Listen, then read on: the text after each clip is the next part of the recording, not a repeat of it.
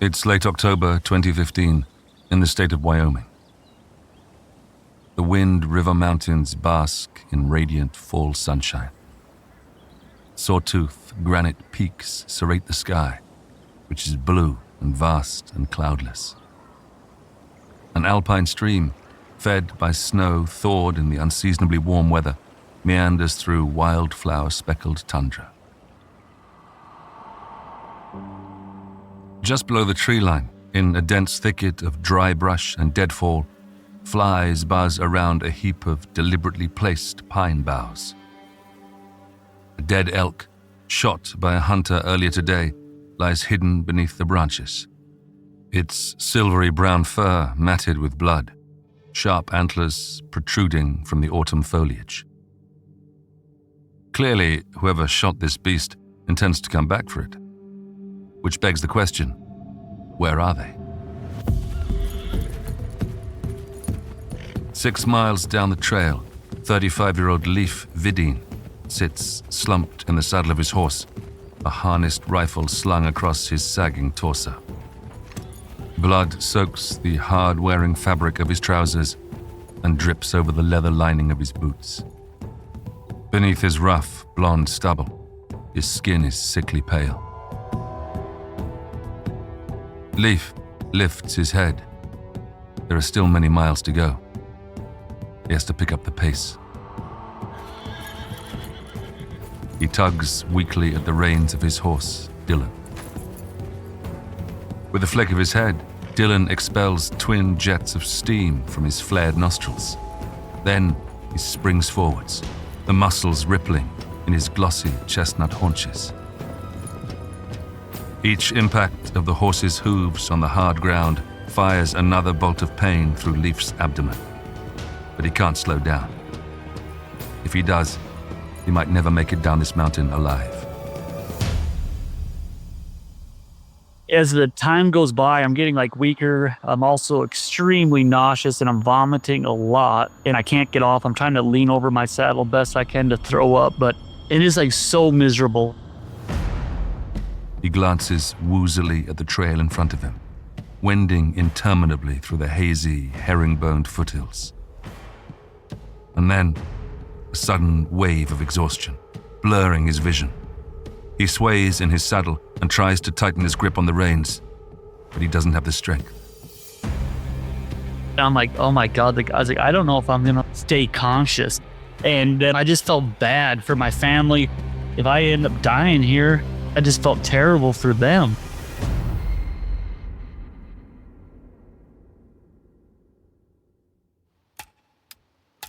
Ever wondered what you would do when disaster strikes?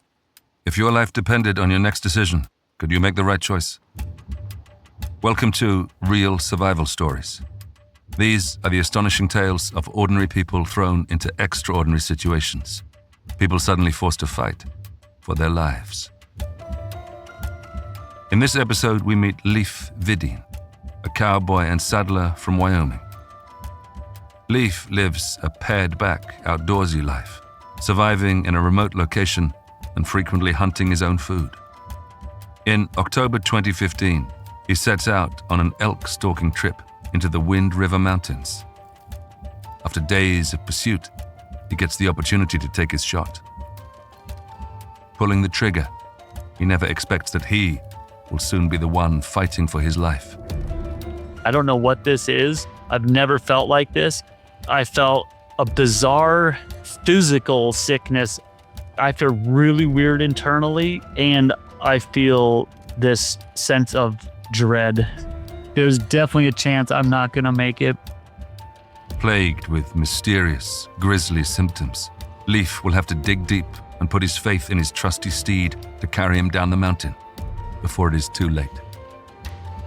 I'm John Hopkins from the Noiser Podcast Network. This is Real Survival Stories.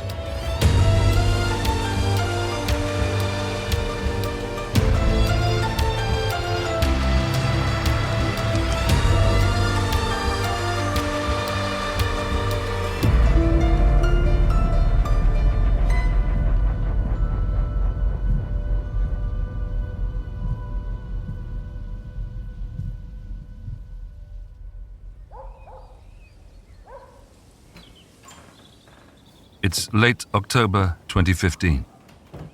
On the outskirts of the small town of Lander, Wyoming, Leif Videen emerges from his cabin and strolls across the paddock to the barn.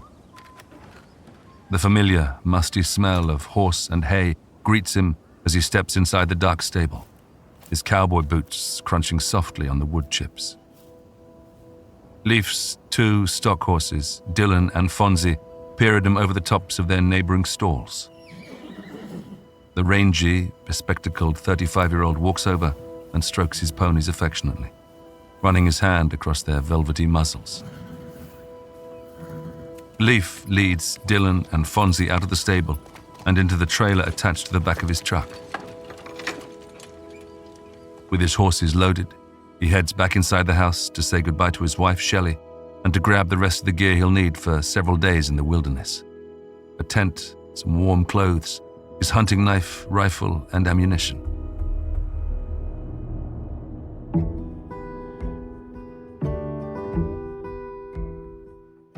By mid-morning, Leif is on the road. Up ahead, the snow-flecked granite spine of the Wind River Mountains underlines the cobalt blue sky. He doesn't know how long he'll be away from home. Hunting trips are often, by their very nature, open-ended. Going into the wilderness is its own kind of homecoming, a return to something Leif's been drawn to since he was a boy. I bought my first teepee when I was 14 years old with my own money, and I had it set up at home. And I lived out there all summer from when I was like 14 till after I left home. I mean, I came in the house to eat and do stuff, but my bedroom was in my teepee. So I'd sleep out there all summer until it got too cold. So it's kind of a unique childhood, just a lot of adventure. We had a lot of free reign.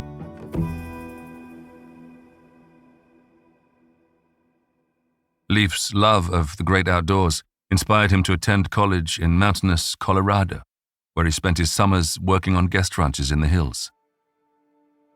It was during one such summer, on one such ranch, that he made a life-changing discovery. So I was cleaning rooms during the week, but then at that guest ranch, I saw that there's these horse wranglers that had horses there. And I was like, oh my God, that looks so awesome. Spellbound, after finishing college, he moved to work on a ranch in Wyoming, taking every available opportunity to spend time with the horses. I ended up living in the mountains, working for ranchers, and just tending cattle in the mountains from May until November. I make all my money chasing cattle horseback. And then I started taking outside horses. I'll call them outside horses, where I started like starting colts, starting horses under saddle, young horses.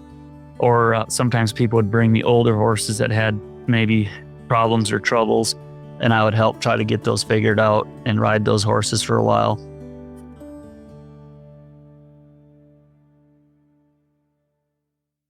There's a deep bond between Leif and the animals he works with. He communicates with them through sound and gesture. These days, when each winter arrives, he leaves the cattle and returns to his humble homestead, where he picks up work taming fiery young colts into obedient steeds, or making and selling custom leather saddles.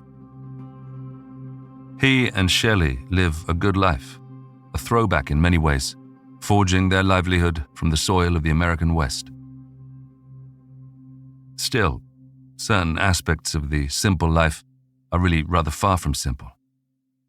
In true pioneer fashion, Leif and Shelley try to limit their meat consumption to animals they kill and butcher themselves. When elk hunting season rolls around in early autumn, Leif mounts his horse, shoulders his rifle, and heads dutifully into Wind River country. It's not sport, it's a necessity, an affordable and sustainable source of food that will keep him and his wife fed through the long, hard winter. I was never a trophy hunter. I was always what I call a meat hunter, where I just wanted to shoot something for meat. Like, that was the end of it. I dreaded hunting season. To me, the hunting itself was like going to cut firewood or cutting hay. Is just like something that has to be done to kind of keep living. It was just something I had to go do.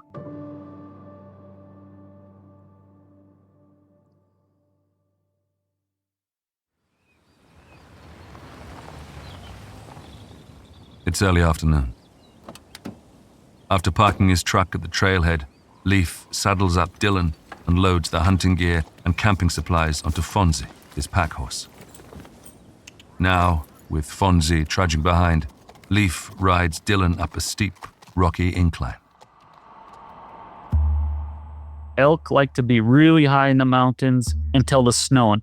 The snow will actually push them down out of the high mountains. In the summer, they'll be like up in the peaks, like above tree line, up in the rocks. And it's just really hard to hunt that high up. It's just not as desirable. So oftentimes you kind of wait. I'd like to wait for the first big snowstorm to kind of push the elk down a little bit further out of the highest mountains. Leif continues up the trail. On either side of the footpath, wind-gnarled cottonwoods and stunted pines fall away to reveal a sprawling expanse of mountains, deep river canyons, and squat sandstone buttes with their distinctive, wide, flat summits. Though snow fills the crags of the uppermost reaches, the weather is mild for late October, with beautiful, clear skies overhead. Towards the end of the season, it had gotten really warm again. Beautiful fall weather, calm, sunny, like we have the bluest skies in Wyoming. There's still some leaves on the trees, so there's still some color to the aspens.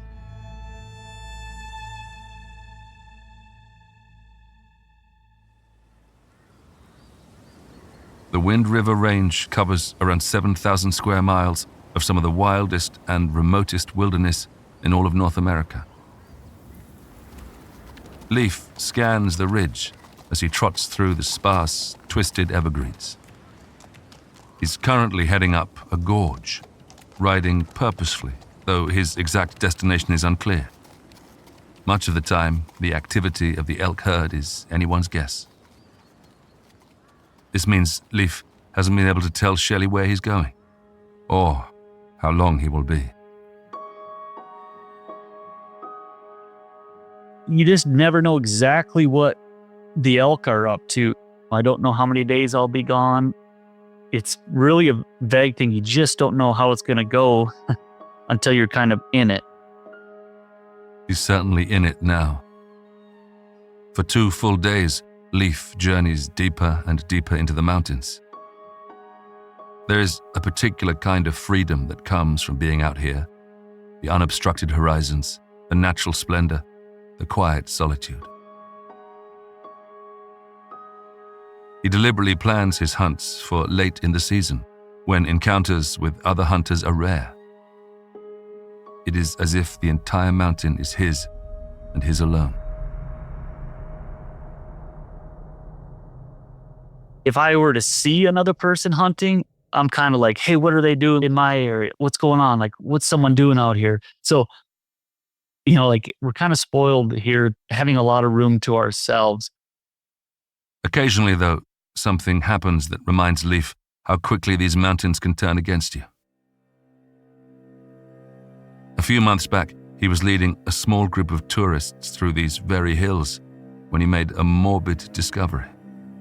I was on just a summertime, fun time pack trip, and I'd set up a camp, and then I was hiking out behind the camp, just didn't even wander around, and I saw something domed and white-shaped on the ground that caught my eye.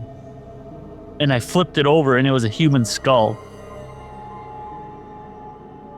Whatever fate befell this poor individual, there's certainly no shortage of ways to die out here. Hunters have to be particularly careful that their activities don't inadvertently draw the attention of the region's apex predator.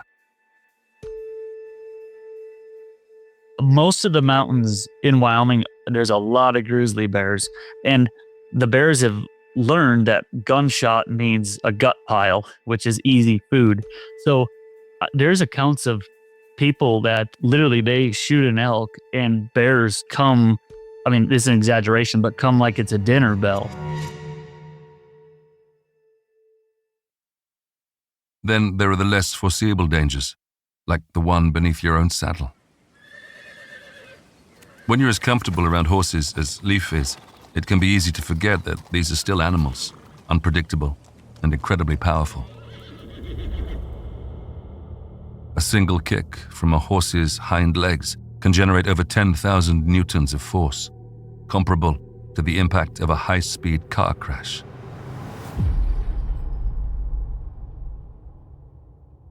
Certain animals are better suited to certain terrains. Horses for courses, you could say. Dylan and Fonzie, for instance, are somewhat untested in this environment. They're strong and great around livestock, but like all creatures, they have their own quirks, their strengths and their weaknesses. I knew my horses really well. Like, I knew exactly their triggers.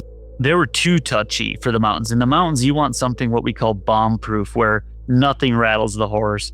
They're unflappable, super steady, very mellow, very docile. But when you're cowboying, sometimes you want something that's got a little more get up and go, a little snappier, because you might have to make real quick moves. It's a case of weighing up various options and working with what's available. Dylan is quick and reactive, potentially useful if things take a dangerous turn.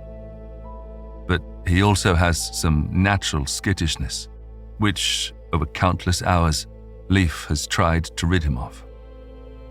Dylan, at any rate, he was like a decent cow horse, but he had an edge to him that I never did like.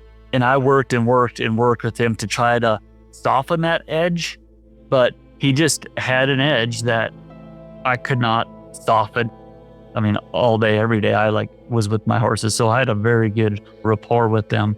But he wouldn't be a first choice for a mountain horse, but it's what I had, so it's who I used.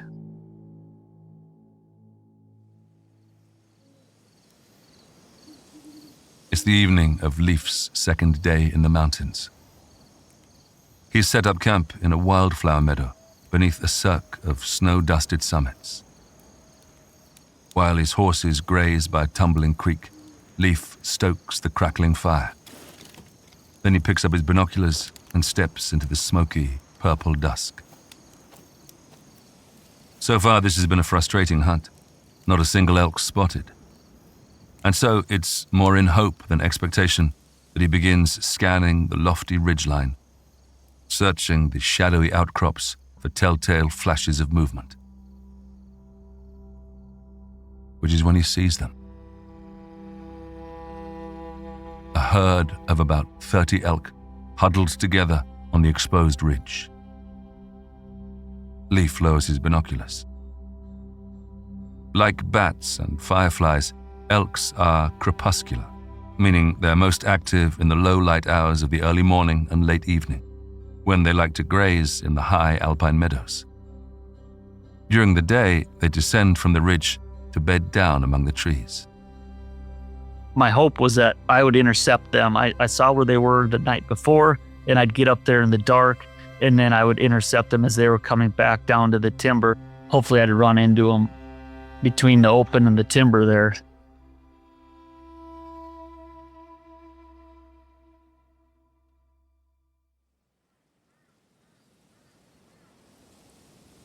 The following morning, Leif gets up before sunrise. With his rifle slung over one shoulder, he stalks off uphill on foot, seeking out a hidden spot among a scattering of large boulders, the perfect position to lie in wait. But just then, as he approaches the vantage point, he hears a sudden commotion from somewhere down below, a cacophony of snapping branches and stampeding hooves. He spins around. In the dawn's light, it looks as if the trees themselves are moving. Then, his eyes adjust and he realizes it's the herd that is thundering through the timber, a river of brown fur and pale antlers flowing parallel across the slope. I ended up getting a boulder between me and the elk to hide me because I was kind of exposed. And I got down to this boulder, pops up over the boulder, and there's a bull standing a little bit below me. He presses his eye against the rifle's sight. The elk stands a few hundred feet below, idling blithely in a woodland clearing. Leif takes aim, inhales, then pulls the trigger on the half-breath. He watches through the crosshairs as the elk's body jerks before toppling over sideways and out of sight. With the loud report still echoing off the mountainside, Leif gets to his feet, harnesses his gun, and begins the long plod down. When he reaches the animal, he does something that he always does after a kill. He bows his head and utters a heartfelt apology. Definitely, looking back on it now too, it was for basically to make myself feel better. It had nothing to, the elk, he's dead. Like, there's no apologizing to him. It's definitely to make myself feel better about it. Leif takes his knife and opens up the stomach cavity. He pulls out the entrails and places them a short distance away for the magpies and crows to peck at, to keep them and any other scavengers away from the precious carrion. This done, he covers the carcass with a shroud of protective pine boughs, then sets off back to camp to fetch the horses.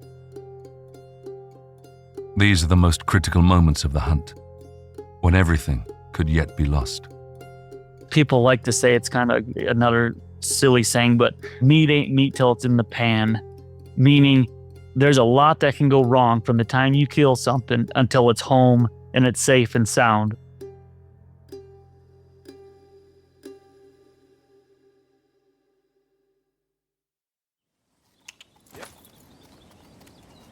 It's about 8 a.m. Leif is riding down the wooded slope back towards the elk carcass. Fonzie, tethered to Dylan via a lead rope, trots a few yards behind. Dense brush blankets the forest floor, knee-deep piles of dead fallen wood and rotting stumps. Leif has to plot the easiest route for his horses. No mean feat. Arriving at an impassable tract of undergrowth, he flicks Dylan's reins, commanding him to halt. He scans the vegetation, searching for a way through. Warm sunshine streams between branches, dappling the forest floor. It was like 50 degrees, sunny, really nice weather, and there's still just a couple of flies out. It's kind of late into the year, but there's a one or two oddball flies. A couple of bluebottles buzz around the horses, but Leif doesn't pay them attention. The same can't be said for Dylan, however. Just as Leif is leaning out of his saddle to navigate through the brush, the horse swishes his tail, a quick, dismissive swat aimed at the irksome insect. The fly buzzes off, but when Dylan brings his tail back down, the lead rope gets caught underneath it. There's such a thing that is called a ringtail. And a ringtail is when your saddle horse swishes his tail over the lead rope. In this case, it would be the lead rope of my pack horse. And when a horse gets something up underneath his tail, way at the base, they generally do not like that sensation. In an instant, Dylan's hackles are up. He tosses back his head and flares his nostrils, amber eyes flashing with displeasure.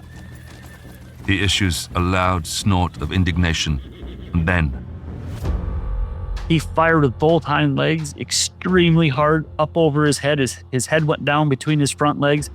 His hind feet went straight up in the air, and he kicked to get that lead rope out of his tail. And just like that, I came off.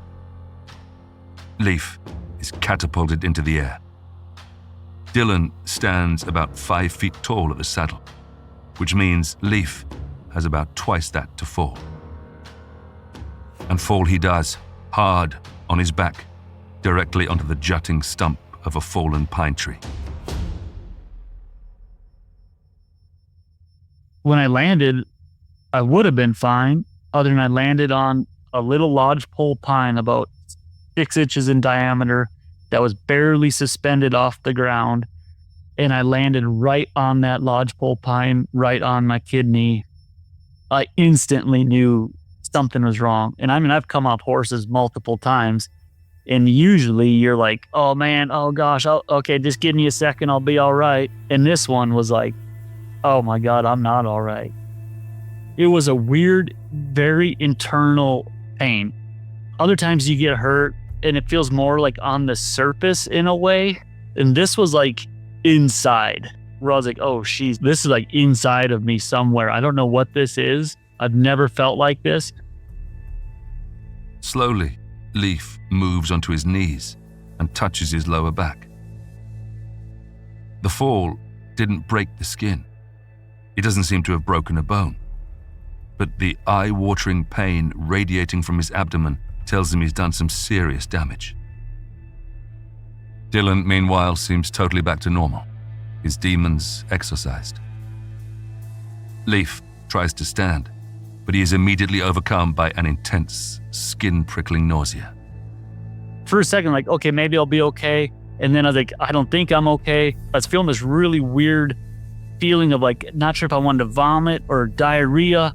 And I was like, God, I don't know what. And then I was like, I think I just need to like take a leak. Maybe I need to take a leak because like my nerves are up.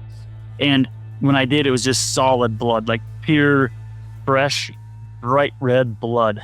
I was like, this is not good.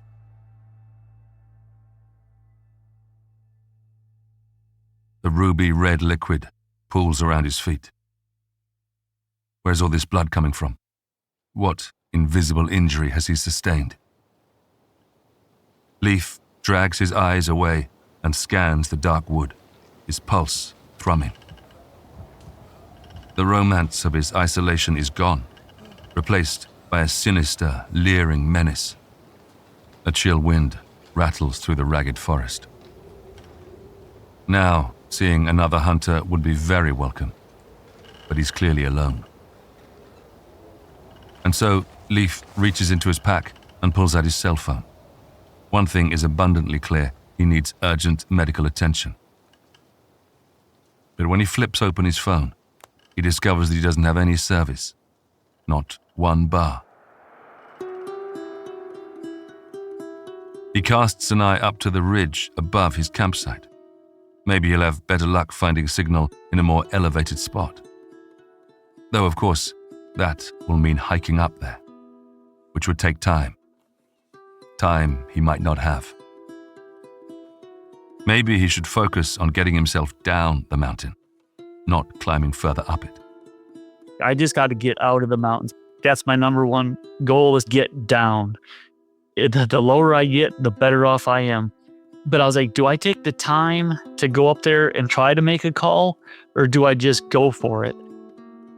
Even if he were to hike to the ridge, there's no guarantee he'll get any bars up there. And every minute he spends deliberating is a minute wasted. In the end, Leif decides to roll the dice.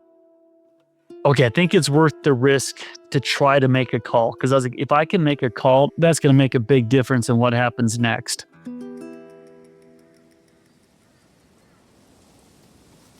Leif tethers Dylan and Fonzie to a tree. Trekking up to the ridge on horseback doesn't seem like an option. Putting any pressure on his lower abdomen is pure agony, and the jostling motion of the saddle as he navigates the incline would be hellish. He sets off up the hillside on foot and onto the vertiginous scree of the ridge. His pace is achingly slow, each step a trial by fire. All the while, doubt gnaws at him. Partway up, I'm like, oh my God, I'm spending a lot of energy and a lot of time trying to see if there's service. Like, I was like, I'm not sure if this is worth it. Because I knew time and energy were limited. Nevertheless, he persists, soldiering on up the steep shingle.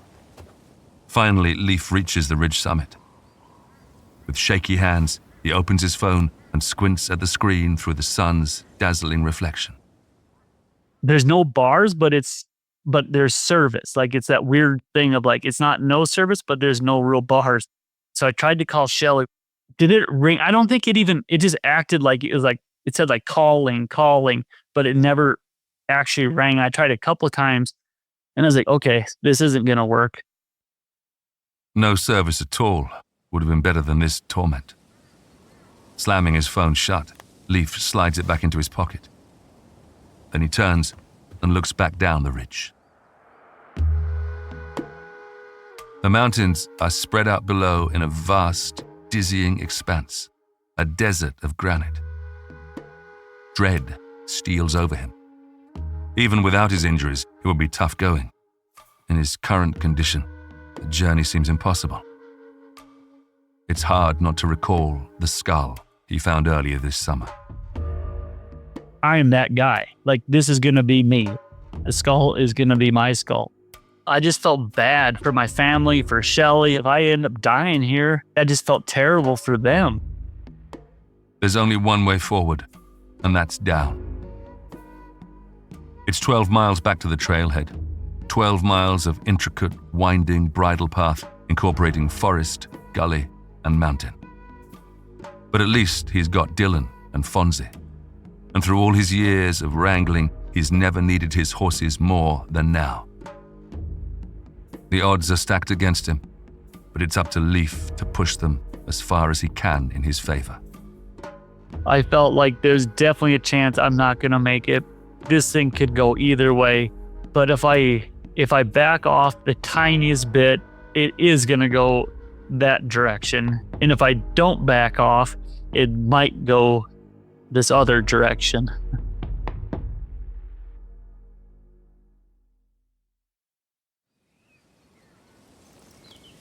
It's 3 hours later.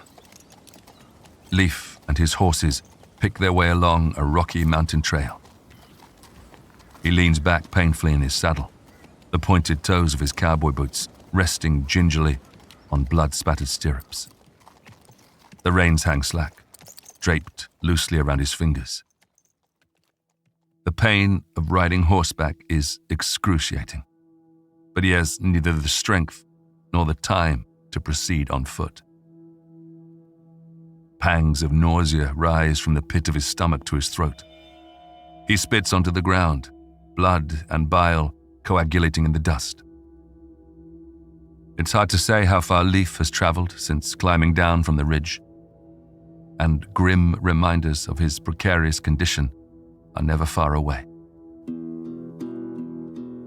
Constantly, I'm having to pee. My bladder is just filling up, and I'm having the urge to have to pee a lot. And I wasn't going to get up and on my horse. I knew I didn't have the energy or the time to keep getting up and off my horse. So I just literally opened my fly and just would pee. It wasn't pee, it was just solid blood. And now my jeans are all covered in blood. It's all down the side of my saddle. It's full of blood. And I just keep riding. And it's like terrifying. Like, you have nothing to do but like think about what if. This mysterious internal trauma is an ordeal for both body and mind, a test of physical resilience and willpower as 1 hour trickles into the next.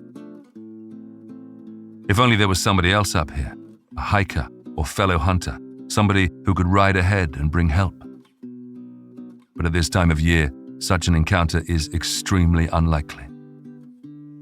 There's no one up there in the mountains. The big rush of elk hunting was over, and I didn't see anybody. So the chance of running into someone this isn't like a busy trail where there's all sorts of people hiking on it. And so I knew the chance of seeing someone was pretty slim.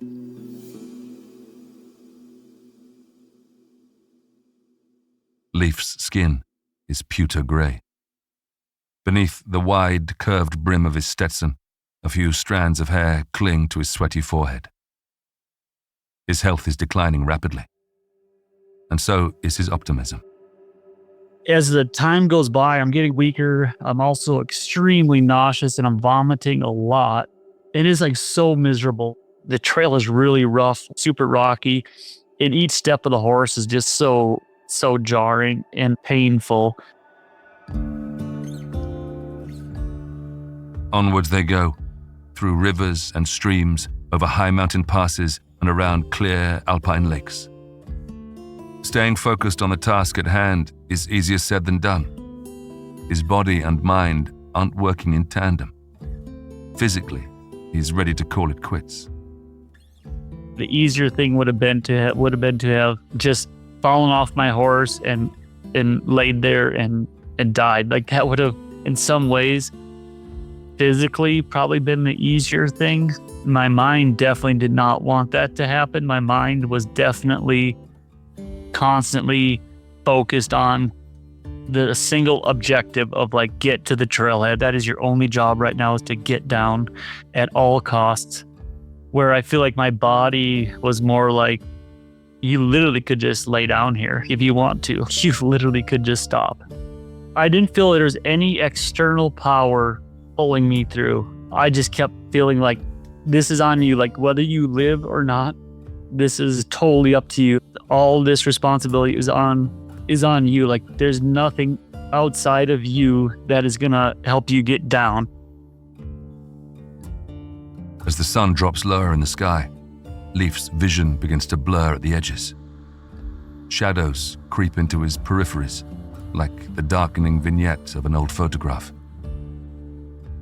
He sways in the saddle, nearly slipping off as Dylan descends a rocky ledge. Oh my God, I don't know if I'm gonna stay conscious. I think I might just like black out. I don't know that I can stay conscious any longer.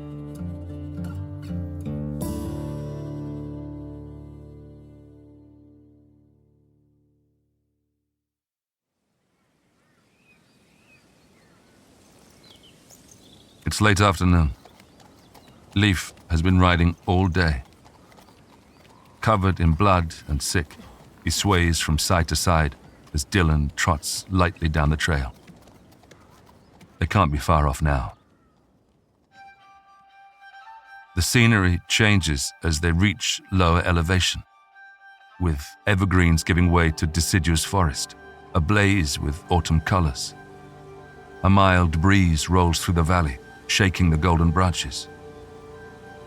But Leif can barely keep his eyes open. His body is shutting down, and he no longer has the strength to fight it. But then, as he rounds a bend in the trail, something appears in the distance. Gradually, the image materializes, sharpening into focus through a cloud of dust rising from the ground. I've come around a corner in the trail, and here comes a guy horseback coming up the trail. This one lone guy on a horse. At this point, I was fading in and out. The rider approaches, rapidly closing the gap between them. Leif tries to form words, but all that escapes from his dry, cracked lips is a barely audible croak. The man could simply ride past, unaware. Just a nod of the hat and a passing howdy. Then what? Luckily, an unwritten rule of the mountains intervenes at the last moment. The etiquette in the mountains is, if you meet someone horseback, whoever has the most horses keeps the trail, and whoever has least horses yields the trail. I had 2 horses, he had 1. So he kind of reined his horse off the trail to let me go by. And as I approached him head on and we were getting close to talking distance, our horses are about parallel. He's like, "How you doing?" And I'm like, "I'm not good. I need help." The man's curiosity turns to concern. But Leif doesn't have time to answer his questions. I didn't even stop. I just handed him off my lead rope as I went by him. And it was like, just follow me down. And not that he could keep me from falling out of my saddle, but I was like, just stay behind me. And we're going down to the trailhead. With the Good Samaritan following behind with Fonzie, they set off down the trail with a newfound surge of energy. Leif winces as the pace quickens, the increased movement sending pain thundering through his lower body. Finally, after another 3 miles of riding, they reach the wooden signpost of the trailhead. Suddenly, there are cars and people and hope. Leif brings Dylan to a halt. He heaves himself down from the saddle and staggers into the parking lot. He needs to find a ride, and right now he doesn't care who provides it. He stops the first moving vehicle he sees, slamming his bloody hands down on the bonnet and fixing the driver with a pleading, urgent stare. I stop this vehicle. I'm full of blood and vomit. And I start to open the door. Like, I'm getting in this thing. Like, there's no way they're leaving without me. And they're like, oh my God. And I was like, just give me the emergency room. And they're like, we're from out of town. Where's the hospital? Through the pain, Leif stammers out some directions. Minutes later, the kindly tourists, whose weekend trip to the mountains has taken an unexpected turn, screech to a stop outside a local hospital. Leif thanks them effusively before stumbling into the emergency room where he is swiftly taken to the operating theater. That's when the relief was like, oh my God, I think I'm going to live at this point. I got in there and they cut all your clothes off and hooked me up to drugs instantly. And then I ended up needing, I think it was 3 liters of blood.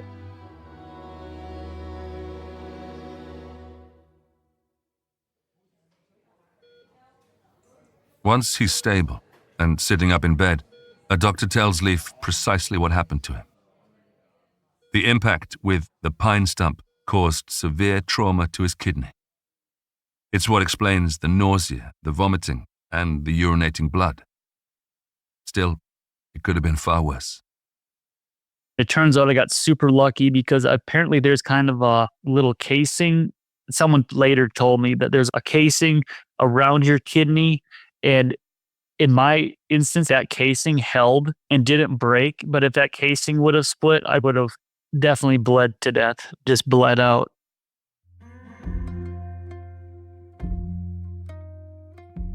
Shelley soon arrives at the hospital and is reunited with Leif.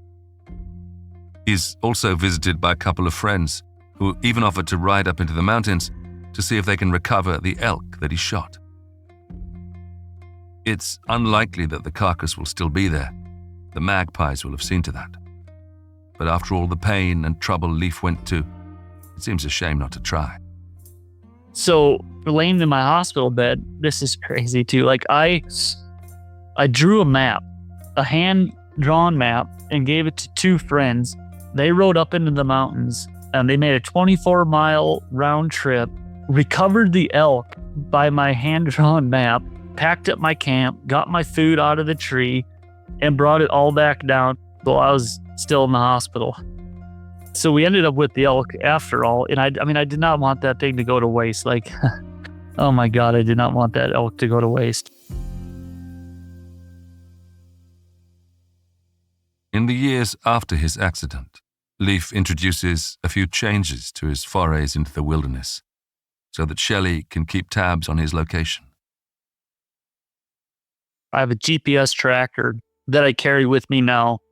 Anytime I go really anywhere in the mountains or the desert, I always pack my spot tracker. So she knows she can now see my new location each night. So that's really been, I think, a peace of mind. Getting himself down the mountain was a display of sheer grit and composure. Plus, his horses, animals he'd long cared for, actually supported him when it most mattered. Though, when he reflects on what happened up there in the Wind Rivers, Leif doesn't attribute his survival to anything other than sheer luck. More than anything, he says, he sees himself quite simply as a fortunate man.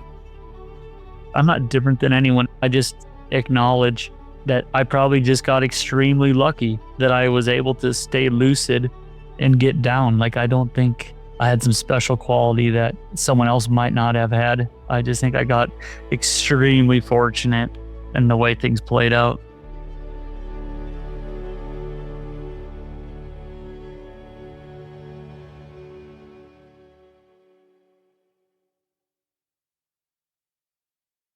Next time on Real Survival Stories, we meet Chris Howe, MBE. In May 1982, Chris is stationed aboard HMS Coventry, a Royal Navy destroyer engaged in the Falklands conflict.